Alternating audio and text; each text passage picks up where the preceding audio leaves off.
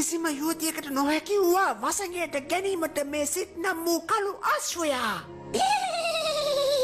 මට ඕනේ හැමදේම ඔයත් එක්ක බෙදාගන්න. හරියට ඇඟේ ඉන්න මැක්කෝ වගේ. ඇහි තියෙන දියසෙවල වගේ.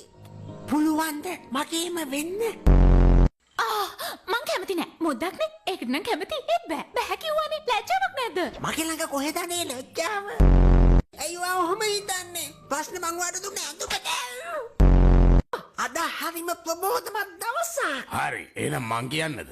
එයා බෑ කිව්වා. ඔයා කොහොමද ඒක දැනගත්තේ? කවුරු හරි ඉන්නව මෙතන කියලා කියන.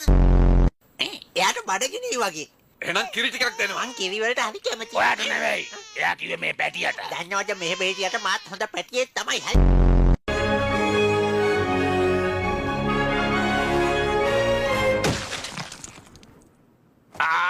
මොඩයා. ඒක තමයි අපිට තිබ්බ අන්තිම කොමඩු ගෙඩිය. අදින් පස්සේ ඕගොල්ලෝ මට කතා කරන්න ඕනේ සිත් ගින්නට අධිපති. ඇයි ගින්නට අධිපති? ඔන්න වලිගෙට ගිනි ඇවිලිලා.